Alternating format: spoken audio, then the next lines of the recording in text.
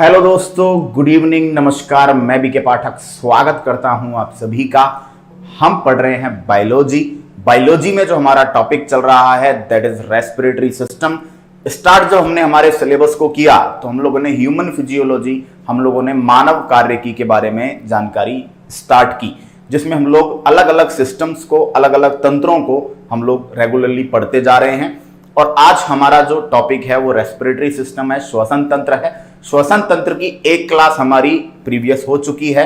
उस क्लास में हम लोगों ने बेसिक्स को समझा था कि वही आपका aerobic respiration, anaerobic respiration, oxy श्वसन, अनॉक्सी श्वसन क्या होता है, कहां कहां होते हैं। साथ ही साथ विभिन्न जंतुओं में डिफरेंट जो वेरियस आपके एनिमल्स हैं उनके अंदर रेस्पिरेशन, उनके अंदर श्वसन की क्या क्या ऑर्गन है, किन किन अंगों के द्वारा उनमें रेस्पिरेशन होता है।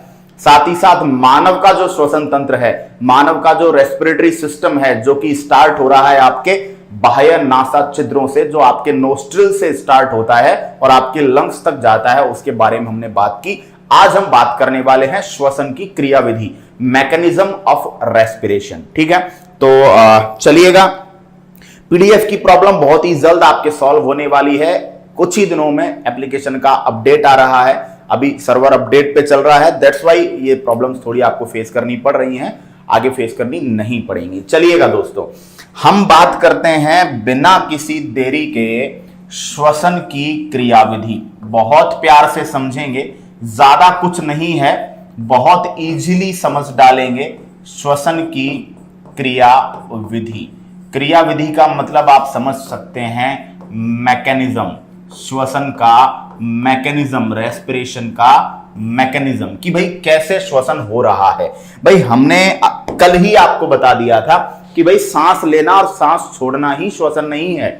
ठीक है, रेस्पिरेशन के अंदर केवल सांस छोड़ना, सांस लेना ही नहीं है, बहुत कुछ और भी है। तो कैसे हो रहा है देखते हैं दोस्तों। देखिए, श्वसन की क्रियाविधि की बात करते हैं तो श्वसन की क्रियाविधि में दो चरण हैं। जो पहला स्टेप है उसको बोलते हैं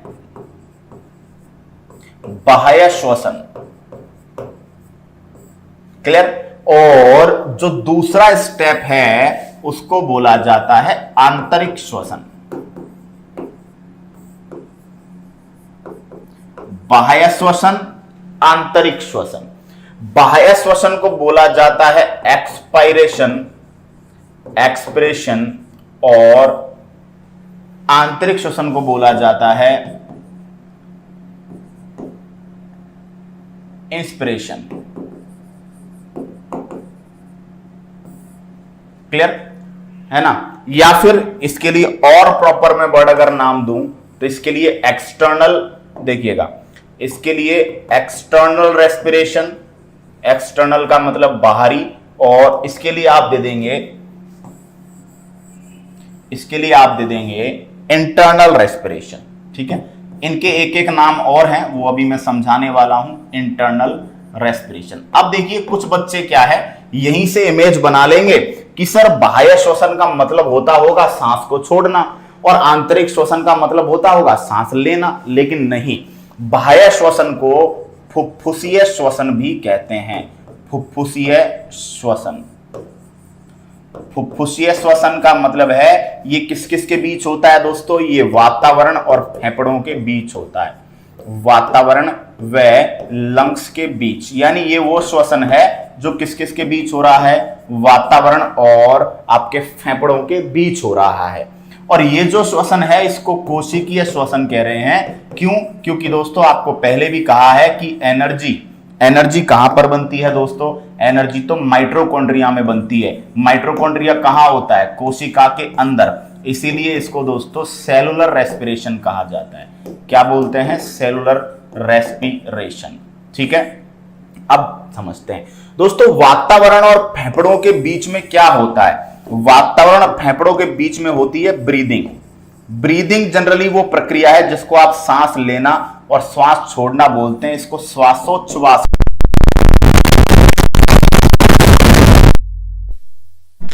श्वासोच्छ्वास। इनमें आप दो चीजें पढ़ेंगे, एक पढ़ेंगे सांस लेना और एक पढ़ेंगे सांस छोड़ना। क्लियर भाई? श्वासोच्छ्वास में दो चीजें होती हैं, सांस लेना और सांस छोड़ना। सांस लेने को बोला जाता है इनहेल, इनहेल करना, गैसों को अंदर लेना, और सांस छोड़ने को बोला जाता है एक्सहेल। क्या बोलते हैं दोस्तों? एक्सहेल बोलते हैं। ये हो गया इनहेल और ये हो गया एक्सहेल। ठीक है, दोनों ही समय पर जब आप सांस ले रहे हैं चाहे आप सांस छोड़ रहे हैं, दोनों ही समय पर कितने ml एयर ट्रांसफर होती है? 500 ml दोनों ही टाइम पर। लेकिन अब अंतर समझिएगा, जब आप सांस ले रहे हो तो दोस्तों नाइट्रोजन वही जाएगी जो एनवायरनमेंट में होगी 28%, ऑक्सीजन कितनी जाने वाली है? 21%, CO2 कितनी जाने वाली है? 0.03%, और आर्गन जो कि होती है 0.93%। क्लियर? तो जो गैसें वायुमंडल में होती हैं वही गैसें आपके अंदर जाएंगी और उतने ही परसेंट में जाएंगी। तो जो 500 ml आपका अंदर जा रहा है उसमें नाइट्रोजन 78%, ऑक्सीजन 21, CO2 0.03% और आर्गन आपका 0.93। जब आप सांस छोड़ते हो तो देखो एक चीज समझना, सांस छोड़ते हो तो nitrogen exact 28% return back. Clear? Oxygen जाते समय आपके गई थी 21, आते समय 17% हो जाती है। क्लियर? कार्बन डाइऑक्साइड जाते समय थी 0.03%, आते समय हो जाती है 4%, और आर्गन वही 0.93% वापस। तो ले देकर बात समझने वाली एक है दोस्तों कि एक तो ऑक्सीजन और एक CO2 इनके ही कंसंट्रेशन में चेंज आता है, बाकी का सब वापस आ जाता है। तो अगर कोई आपसे कोई पूछे कि भाई आप जब सांस अंदर लेते हैं तो आप कौन सी गैस अंदर लेते हैं, तो कई लोग सोचते हैं सर ऑक्सीजन अंदर लेते हैं। ऑक्सीजन काम में लेते हैं। जब सांस लेते हैं तो फेफड़ों में सारी गैसें जाती हैं जो वायुमंडल में होती हैं। समझ रहे? अगर आप केवल ऑक्सीजन लेते ना तो कभी आपको चीजों की दुर्गंध सुगंध ही नहीं आती। क्यों? क्योंकि ऑक्सीजन तो गंधहीन गैस है, ऑर्डरलेस है। अगर आपके यहां चौकीदार बैठा होता जो छांट लेता ऑक्सीजन को और किसी को नहीं जाने देता, तो आपको केवल ऑक्सीजन जाती आपकी बॉडी में तो आपको चीजों की गंदी नहीं आती। लेकिन आप तो तुरंत पहचान जाते हो कि किसी ने परफ्यूम लगाया है, नाला है ना, समझ रहे हो? सब पहचान जाते हो आप, स्मेल पहचान जाते हो चीजों की। क्लियर? वो कैसे पहचान जाते हो? क्योंकि आसपास के सराउंडिंग में जो कुछ भी होता है वो हमारे नाक में अंदर जाता है। ठीक है? क्लियर? ओके। अब आप फिर कहोगे कि सर फिर ऐसा क्यों कहते हैं ऑक्सीजन? वो इसलिए क्योंकि दोस्तों ऑक्सीजन 21% गई है लेकिन 4% अंदर रह गई, वापस 17% आई है, और उसके बदले में कौन आ गई दोस्तों? CO2। तो समझिएगा, जो ऑक्सीजन अंदर गई है वो श्वसन में काम आएगी और काम आके उसके बदले में कौन आ जाती है? CO2 आ जाती है, जिसको हम बाहर निकाल देते हैं। तो ये ध्यान रखिएगा, ब्रीदिंग के अंदर ये ध्यान रखिएगा कि जब हम सांस लेते हैं और जब हम सांस छोड़ते हैं तो दोनों समय लगभग 500 ml हम लोग क्या करते हैं? 500 ml हम लोग काम में लेते हैं। 500 ml ही सांस के दौरान ग्रहण की जाती है और 500 ml ही उसको बाहर रिलीज किया जाता है। लेकिन परसेंटेज का ध्यान रखिएगा, ऑक्सीजन के परसेंटेज में 4 की कमी हो जाती है और CO2 के परसेंटेज में 4 क्या हो जाता है दोस्तों? इंक्रीज हो जाता है। अब ये कहां तक की बात है? ये आपके एनवायरनमेंट और लंग्स की बात है। अब फेफड़ों में ऑक्सीजन पहुंच गई, अब उसको कहां पहुंचाना है? प्रत्येक कोशिका तक पहुंचाना है। कोशिका के अंदर CO2 बनेगी, उस CO2 को वापस फेफड़ों तक पहुंचाना है। समझ रहे हैं? तो इसके लिए बीच में आपको एक स्टेप और पढ़ना पड़ेगा और उस स्टेप को बोलते हैं गैसों का परिवहन। इसको रियल में कोई स्टेप नहीं माना जाता, ये मैं आपको समझने के लिए पढ़ा रहा हूं। गैसों का परिवहन, ऑक्सीजन का परिवहन अगर बात करें तो ऑक्सीजन का परिवहन कौन करता है? हीमोग्लोबिन या RBC करती है।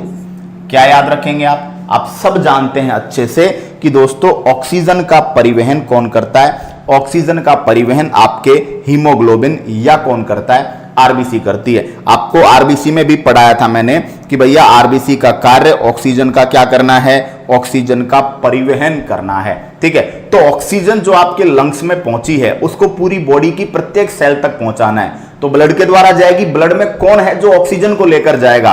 तो आपका आंसर या तो RBC बन जाएगा या आपका आंसर क्या बन जाएगा बताइए? या आपका आंसर कौन बन जाएगा? हीमोग्लोबिन बन जाएगा। बोलो कोई दिक्कत है? ठीक है, RBC या हीमोग्लोबिन के द्वारा ऑक्सीजन का क्या होता है बताइएगा? ट्रांसफर होता है। अब बात आती है कि भाई CO2 का ट्रांसफर कैसे होगा? ठीक है भाई, CO2 कैसे पहुंचेगी? तो दोस्तों CO2 के ट्रांसफर के लिए आपके पास 3 कंपोनेंट्स हैं, ठीक है, 3 कंपोनेंट्स हैं। ऑक्सीजन का परिवहन हो गया, किधर से किधर होगा? फेफड़ों से अंगों की तरफ होगा। CO2 का परिवहन कहां से कहां होगा? अंगों से फेफड़ों की तरफ होगा। तो CO2 का परिवहन में ध्यान रखिएगा 70% परिवहन बाइकार्बोनेट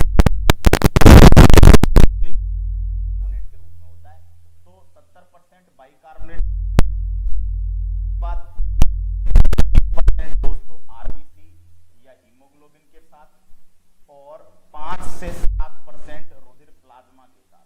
तो ये ध्यान रखेंगे आप। एक बात बताओ,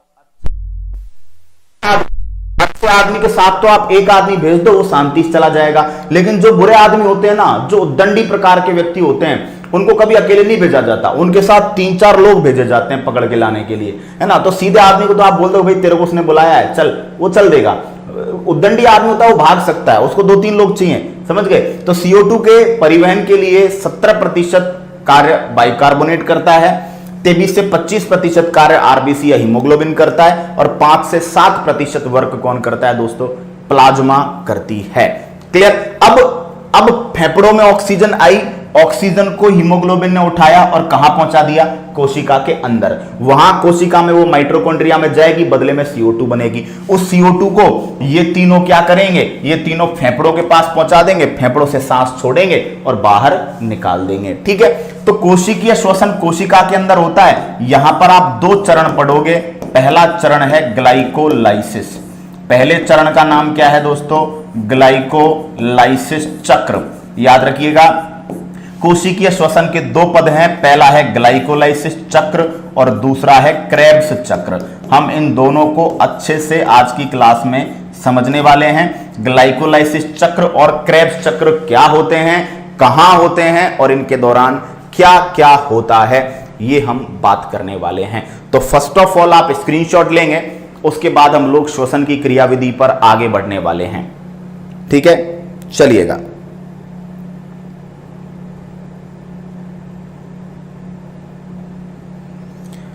आगे चले भैया।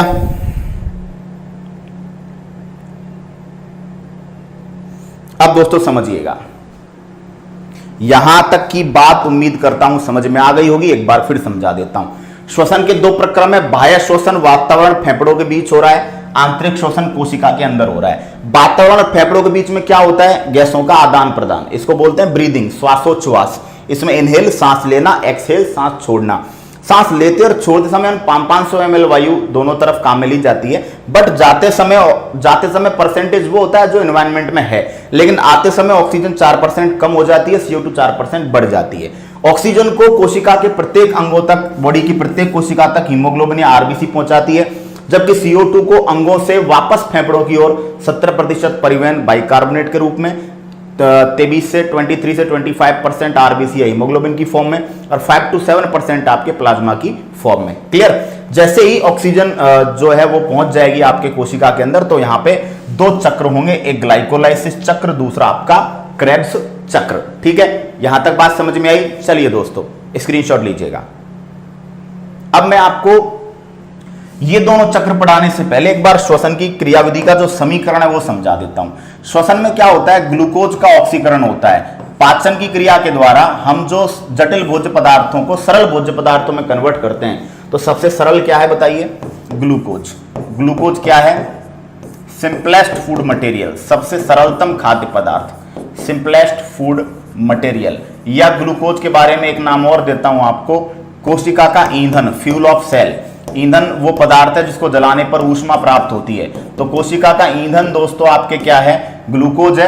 अब इस ग्लूकोज की आप ऑक्सीजन से क्या करवाएंगे? क्रिया। ऑक्सीजन कहां से आई है? ये जनरली फाइनल माइटोकॉन्ड्रिया में होगी, लेकिन प्रोसेस जो है स्टार्ट होगी धीरे धीरे, वो समझा रहा हूं आगे आपको। ग्लूकोज की जैसे इससे क्रिया करवाएंगे तो दोस्तों बदले में क्या बनेगा? CO2 बनेगा, साथ में जल बनेगा, प्लस साथ में क्या बनेगी? ऊर्जा बनेगी। क्लियर? अब इसको बैलेंस करने की कोशिश करते हैं। देखिएगा, कार्बन इधर कितने हैं? 6, इधर कितना है? 1।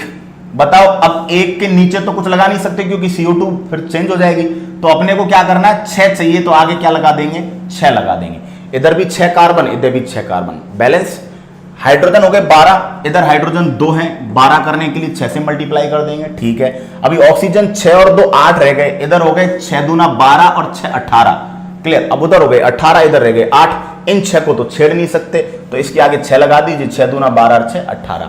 ये श्वसन की क्रिया का समीकरण है, ये श्वसन की क्रिया का इक्वेशन है, ठीक है। श्वसन की क्रिया का क्या है ये समीकरण। कैसे कि भैया जो ग्लूकोज है इसकी क्रिया आप किससे करा रहे हो, ऑक्सीजन से करवा रहे हो, तो बदले में कार्बन डाइऑक्साइड बनता है, हाइड्रोजन बनता है और साथ में क्या बनती है, एनर्जी। एक ग्लूकोज के अणु के पूर्ण ऑक्सीकरण से 686 किलो कैलोरी या 2880 किलो जूल क्या बनती है, ऊर्जा। 686 किलो कैलोरी या 2880 किलो जूल क्या बनती है, ऊर्जा बनती है। दूसरी बात दोस्तों, हमारी बॉडी में जो एनर्जी बनती है वो किसकी फॉर्म में बनती है, एटीपी की फॉर्म में। एटीपी को क्या बोलते हैं, एडिनोसिन ट्राइफॉस्फेट, एडिनोसिन ट्राइफॉस्फेट। तो समझना, एक चीज समझना अच्छे से कि जो आपके हमारे शरीर में या सजीवों में जो ऊर्जा मुद्रा है, एनर्जी करेंसी, वो क्या है, एटीपी। ऊर्जा किसके रूप में बहती है, एटीपी के रूप में बहती है, एडिनोसिन ट्राइफॉस्फेट के रूप में। तो ये ध्यान रखिएगा, जब ऑक्सीश्वसन होता है, ऑक्सीश्वसन, तो ऑक्सीश्वसन में ग्लूकोज के एक अणु से 2 एटीपी बनते हैं। कितने एटीपी का लाभ होता है, 2 एटीपी, और 2 एटीपी से 56 किलो कैलोरी ऊर्जा बनती है। कितनी किलो कैलोरी, 56 किलो कैलोरी। ये बात चल रही है अनऑक्सी की, अनऑक्सीश्वसन। ऑक्सीश्वसन में याद रखिएगा, ये डेटा बहुत काम का है। ऑक्सीश्वसन जब होगा तो ऑक्सीश्वसन में 38 एटीपी का लाभ होता है, क्लियर। और एनर्जी कितनी मिलती है, 686 किलो कैलोरी। तो ये जो 686 मैंने आपको लिखवाई है, ये कब लिखवाई है, जब आप ऑक्सीजन काम में ले रहे हो। तो याद रखिएगा, ग्लूकोज की क्रिया ऑक्सीजन से करवाते हैं, बदले में कार्बन डाइऑक्साइड और जल बनता है। साथ ही साथ में क्या होता है दोस्तों, साथ ही साथ में एनर्जी बनती है। एनर्जी एक ग्लूकोज का जो अणु होता है, एक मोल ग्लूकोज से, एक मोल ग्लूकोज का जो अणु होता है, उसके कंप्लीट ऑक्सीडेशन से, पूर्ण ऑक्सीकरण से 686 किलो कैलोरी, 2880 किलो जूल ऊर्जा बन रही है। लेकिन ये डेटा ऑक्सी अनऑक्सी श्वसन में अलग अलग है। ऑक्सी श्वसन में 2 एटीपी, अनऑक्सी श्वसन में 2 एटीपी या 56 किलो कैलोरी ऊर्जा मिलती है, जबकि ऑक्सी श्वसन में 38 एटीपी या 686 किलो कैलोरी ऊर्जा मिलती है। इस हिसाब से अनॉक्सी श्वसन उन जीवों में होता है जिन जीवों को बहुत कम एनर्जी की जरूरत है, तो वो अनॉक्सी श्वसन करते हैं, एनारोबिक करते हैं। मानव बहुत क्रियाशील प्राणी है, जितने भी जंतु हैं बहुत ज्यादा भागते दौड़ते रहते हैं अपने भोजन वगैरह के लिए, तो उनको एनर्जी चाहिए, तो उनको कौन सा श्वसन होता है, ऑक्सी श्वसन होता है, ठीक है।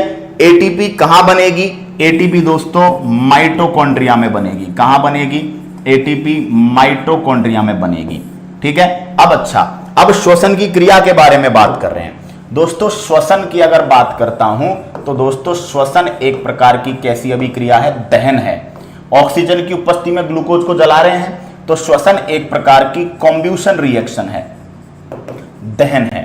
इसके अलावा श्वसन की क्रिया में ऊर्जा पैदा हो रही है, तो श्वसन कैसी अभिक्रिया है, ऊष्माक्षेपी है, एक्सोथर्मिक है। क्यों, क्योंकि ये ऊष्मा क्या कर रही है, पैदा कर रही है। श्वसन की क्रिया में ग्लूकोज का क्या हो रहा है, ग्लूकोज का ऑक्सीकरण हो रहा है। तो श्वसन की क्रिया में ग्लूकोज का क्या हो रहा है बताइए, ऑक्सीकरण है। इसके अलावा दोस्तों श्वसन की क्रिया शरीर के लिए अपचायक है। जिस क्रिया का खुद का ऑक्सीकरण होता है वो दूसरे के लिए क्या होती है, अपचायक। तो शरीर के लिए अपचायक है, यानी श्वसन की जो अभिक्रिया है वो कैटाबोलिक है। कैसी है, कैटाबोलिक, क्लियर। श्वसन की क्रिया में जो दोस्तों, श्वसन की क्रिया में जो आपके रासायनिक ऊर्जा है वो पेशीय ऊर्जा में, मस्कुलर एनर्जी में कन्वर्ट हो जाती है। तो भाई ये ग्लूकोज है, ये किस में कन्वर्ट हो गया, ये पदार्थ था, है ना। तो पदार्थ किस में कन्वर्ट हो गया बताइए, पदार्थ था आपकी बॉडी में जमा था, ये पदार्थ ऊर्जा में कन्वर्ट हो गया। अब पदार्थ में तो वेट होता है, एनर्जी में कोई वेट होता नहीं है। इसका मतलब आपकी बॉडी में वेट लगातार क्या होता जाएगा, कम होता जाएगा। तो श्वसन के कारण शरीर के भार में क्या आती है, कमी आती है। इसलिए श्वसन दोस्तों हमारे लिए एक कैटाबॉलिक रिएक्शन है। कैसी अभिक्रिया है, ध्यान रखिएगा, कैटाबॉलिक। कैटाबॉलिक को बोला जाता है अपचायक। अपचायक अभिक्रिया वे होती हैं जिनसे शरीर के भार में क्या आती है, कमी। तो ये बेसिक जानकारियां जो सबसे ज्यादा एग्जाम में पूछी जाती हैं। क्या क्या श्वसन कैसी अभिक्रिया है दोस्तों, श्वसन एक प्रकार की दहन अभिक्रिया है। कॉम्ब्यूशन है, ऑक्सीजन की उपस्थिति में ग्लूकोज को आप क्या कर रहे हो, जला रहे हो। साथ ही साथ दोस्तों श्वसन क्या है, वॉइस कट रही है, नहीं यार वॉइस तो प्रॉपर है, ठीक है। साथ ही साथ ऑक्सी श्वसन में 38 एटीपी और 686 किलो कैलोरी आपको मिलती है, जबकि अनॉक्सी श्वसन में 2 एटीपी या 56 किलो कैलोरी आपको मिलती है।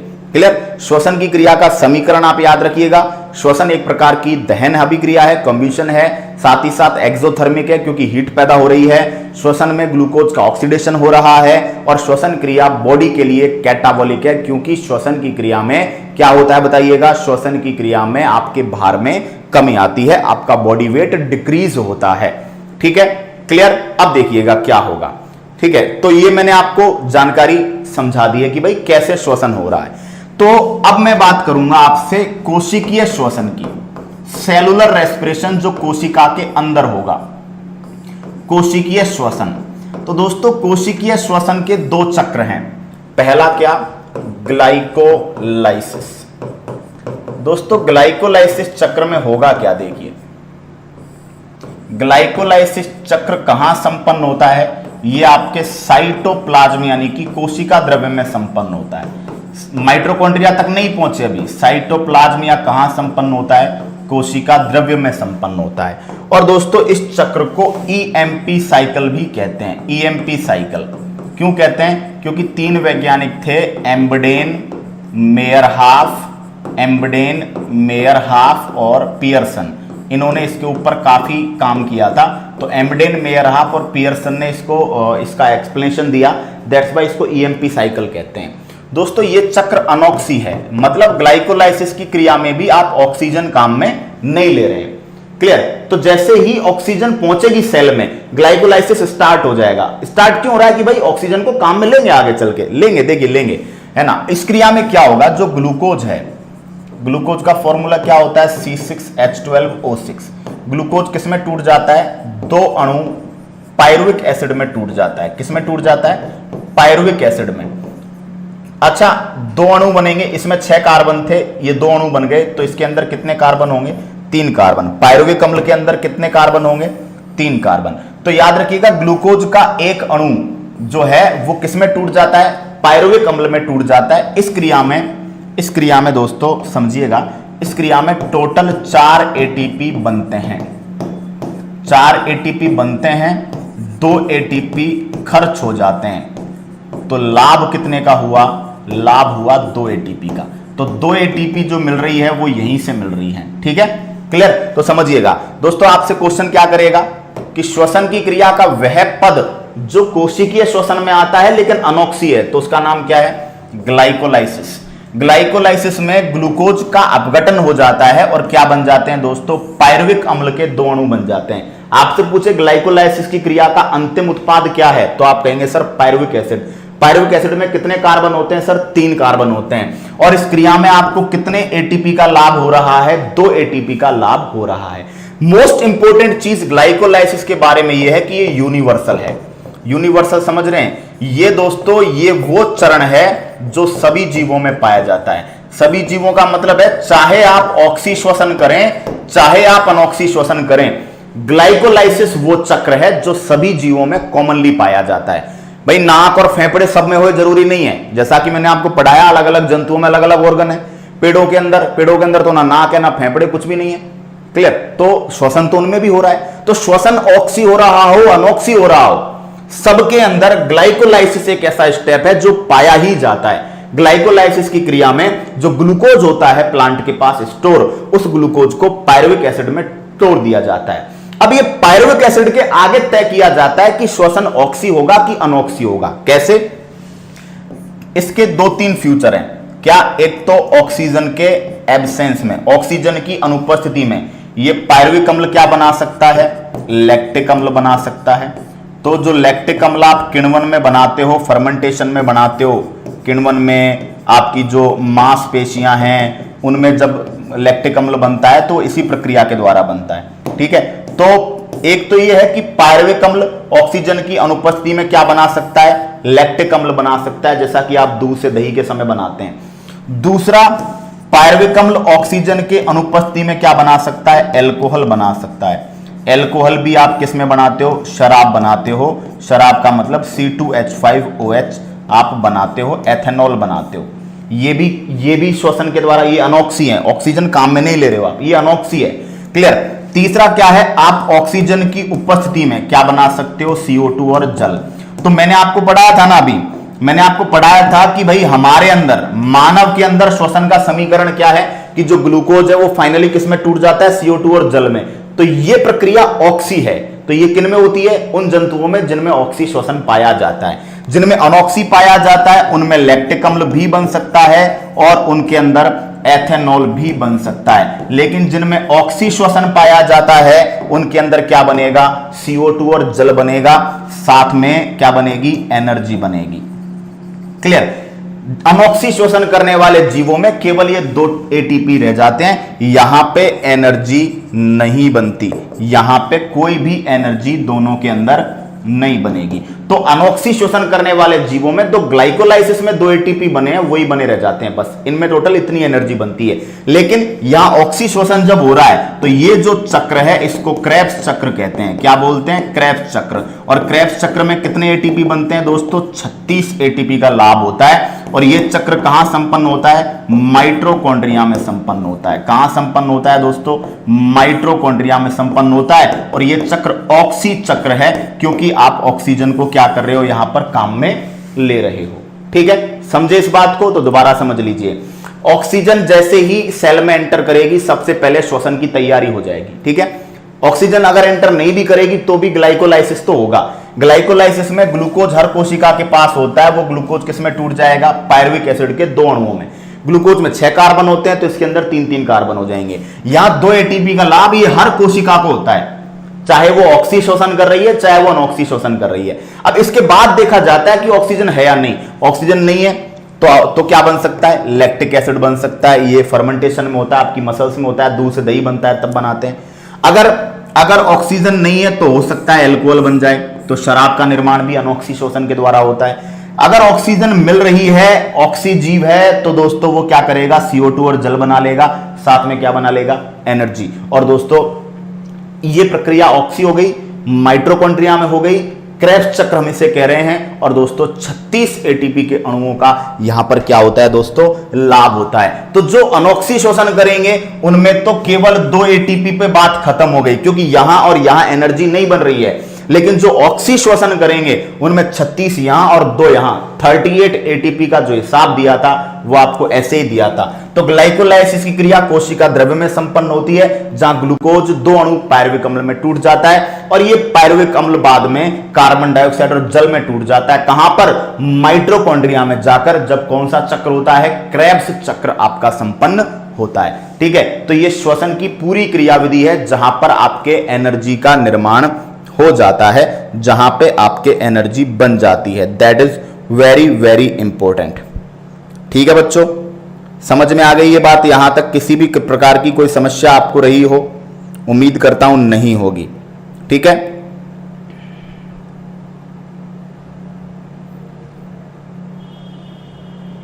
चलिएगा भैया।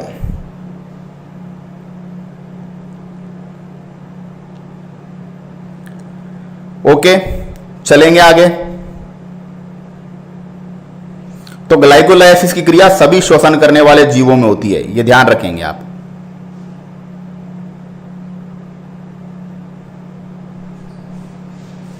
चलिएगा,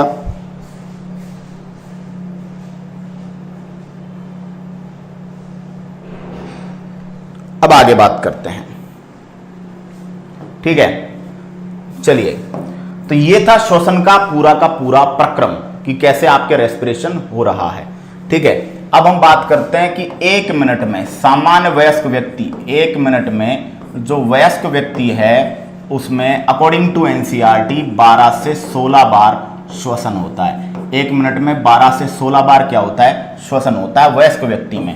बच्चे में ऐसा बोलते हैं, बच्चे में लगभग 25 से 30 बार और इससे ज्यादा बार भी श्वसन की क्रिया हो सकती है।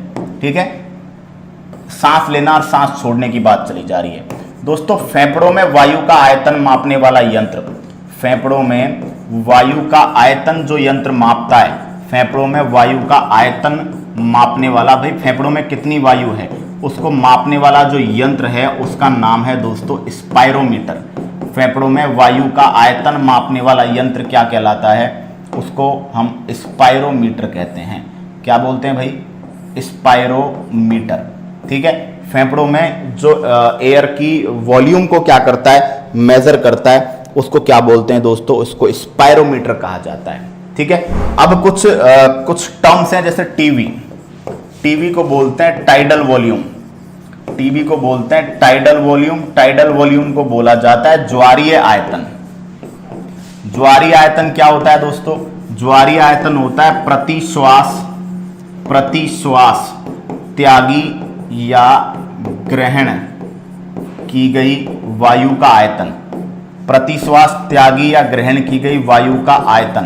तो ये कितना है दोस्तों, ये आपके 500 ml है। इसको क्या बोला जाता है, फेफड़ों का ज्वारीय आयतन, टाइडल वॉल्यूम। ठीक है, एक सांस में आप कितनी वायु अंदर ले रहे हैं, कितनी वायु छोड़ रहे हैं, उसको क्या बोला जाता है, फेफड़ों का ज्वारीय आयतन, फेफड़ों का टाइडल वॉल्यूम दोस्तों, उसे हम क्या करते हैं, कहते हैं। ठीक है, अगला है दोस्तों आईआरवी।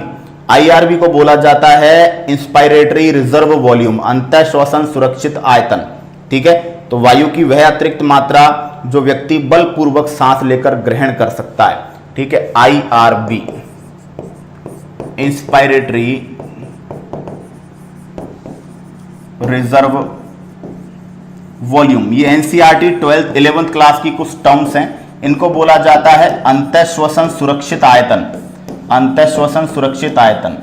इसका मतलब क्या है, इसका मतलब है दोस्तों वह अतिरिक्त वायु जो बलपूर्वक, एक्स्ट्रा वायु, ये 500 मीटर से एक्स्ट्रा, 500 मिलीलीटर से एक्स्ट्रा, वह अतिरिक्त वायु जो बलपूर्वक अंतः श्वसन की जा सकती है। अंतः श्वसन का मतलब होता है ग्रहण करना, क्लियर, की जा सकती है। तो हमारे फेफड़ों के लिए जो आईआरवी की वैल्यू है वो है 2500 से 3000 ml। यानी हम इस 500 ml के अलावा 2500 से 3000 ml वायु एक्स्ट्रा क्या कर सकते हैं, फोर्सफुली, बलपूर्वक क्या कर सकते हैं, अवशोषित कर सकते हैं, फेफड़ों के अंदर ग्रहण कर सकते हैं।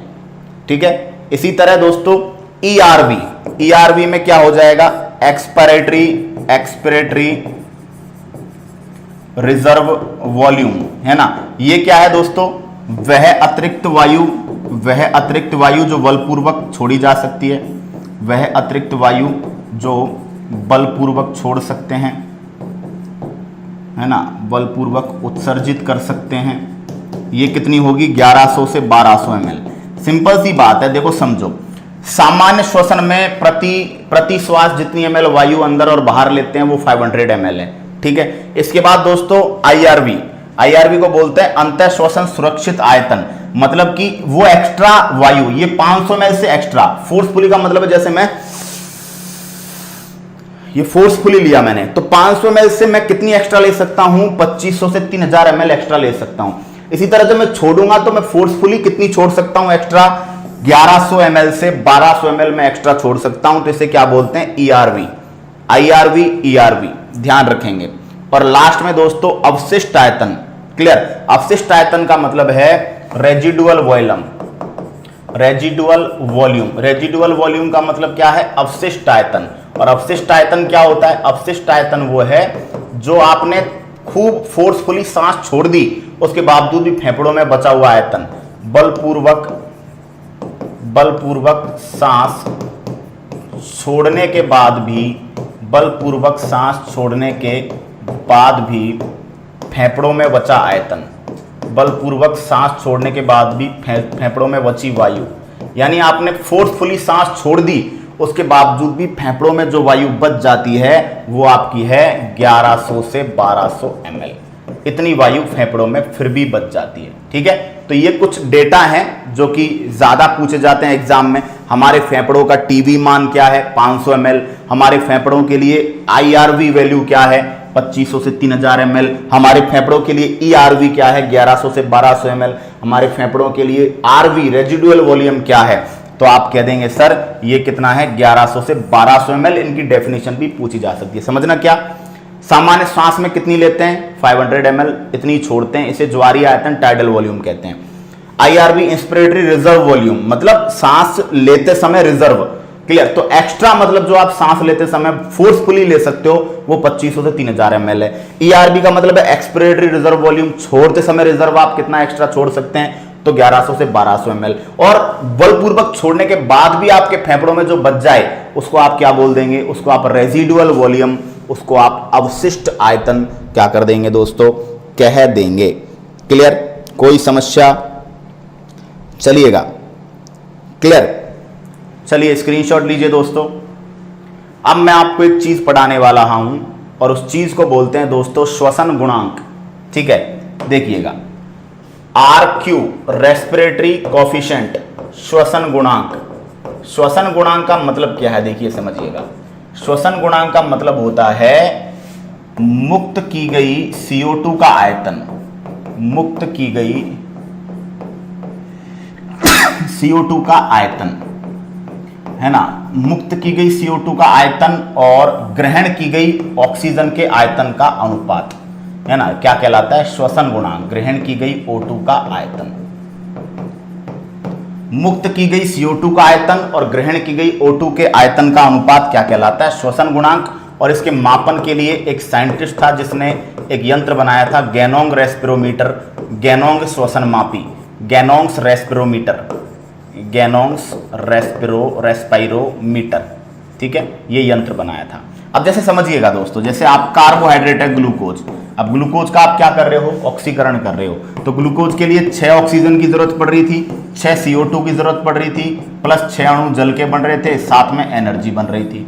अब इसका आप श्वसन गुणांक निकालोगे तो CO2 बताओ कितने मोल? 6 मोल। एक मोल का आयतन 22.4 लीटर है, तो 6 को आपने 22.4 लीटर से आपने कर दिया गुणा।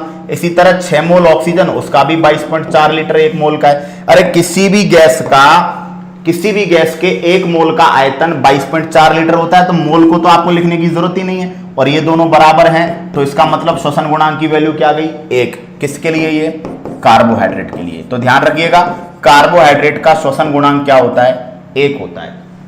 प्रोटीन का 1 से कम होता है, 1 से कम होता है। फैट यानी वसा का 1 से काफी कम होता है, 1 से काफी कम होता है वसा का। ठीक है, और कार्बोनिक अम्ल, क्योंकि कार्बोनिक अम्ल जो होता है ना, कार्बोनिक एसिड का फॉर्मूला होता है H2CO3, तो उसमें CO2 एडवांस में होती है, तो CO2 ज्यादा मात्रा में निकलती है, तो कार्बोनिक अम्लों के लिए श्वसन गुणांक का मान क्या आता है? 1 से ज्यादा आता है। ठीक है, तो ये वैल्यूज आप ध्यान रखेंगे। श्वसन गुणांक क्या है?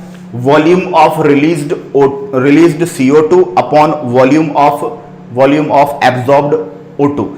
ग्रहण की गई, मुक्त की गई CO2 के वॉल्यूम का रेशो आपको निकालना है एब्जॉर्ब की गई, ग्रहण की गई ऑक्सीजन के साथ। ठीक है, तो कार्बोहाइड्रेट का श्वसन गुणांक 1, प्रोटीन का श्वसन गुणांक 1 से कम, फैट और वसा का श्वसन गुणांक 1 से काफी कम, और कार्बोनिक एसिड का श्वसन गुणांक 1 से क्या होता है दोस्तों? ज्यादा होता है। ठीक है, बात समझ में यहां तक आ गई आपको? क्लियर? अब मैं आपको श्वसन से संबंधित बीमारियों के बारे में जो है बता देता हूं। चलिएगा,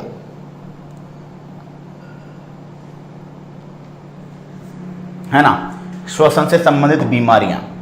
देखिए, जैसे सबसे पहले तो मैं फेफड़ों से रिलेटेड बता देता हूं आपको। Black lung disease, black lung, last and final है ये, ब्लैक लंग डिजीज। तो ब्लैक लंग डिजीज किसके कारण होती है? कोयले के कारण होती है, कोयले की जो डस्ट होती है उसके कारण। Clear? Brown lung disease, brown lung disease ये होती है दोस्तों कॉटन डस्ट के कारण, कॉटन की धूल के कारण। और इस बीमारी का एक नाम और है, बाइसिनोसिस। क्लियर? व्हाइट लंग डिजीज होती है एस्बेस्टोस की धूल के कारण, एस्बेस्टोस की धूल। इसी तरह न्यूमोकोनियोसिस बहुत आया है पेपर में, रेलवे में। न्यूमोकोनियोसिस ये बीमारी डस्ट के कारण होती है, डस्ट के कारण। क्लियर? धूल दे दे केवल सिंपल, तो न्यूमोकोनियोसिस। इसी तरह दोस्तों आपसे पूछ ले एम्फाइसेमा डिजीज है ना, एम्फाइसेमा, तो फेफड़ों में होने वाला वो रोग जो किसके कारण होता है, स्मोकिंग के कारण होता है, जो बहुत ज्यादा धूम्रपान के कारण होता है, उसको क्या बोलते हैं, एम्फाइसेमा। ठीक है। इसी तरह दोस्तों अस्थमा या दमा, ये दोस्तों आपके एलर्जी के कारण भी हो सकता है, और फंगस के इन्फेक्शन के कारण भी हो सकता है। ठीक है। इसके अलावा ब्रोंकाइटिस, अब ब्रोंकाई आपने सुना होगा, किसको बोला था, श्वसनी को।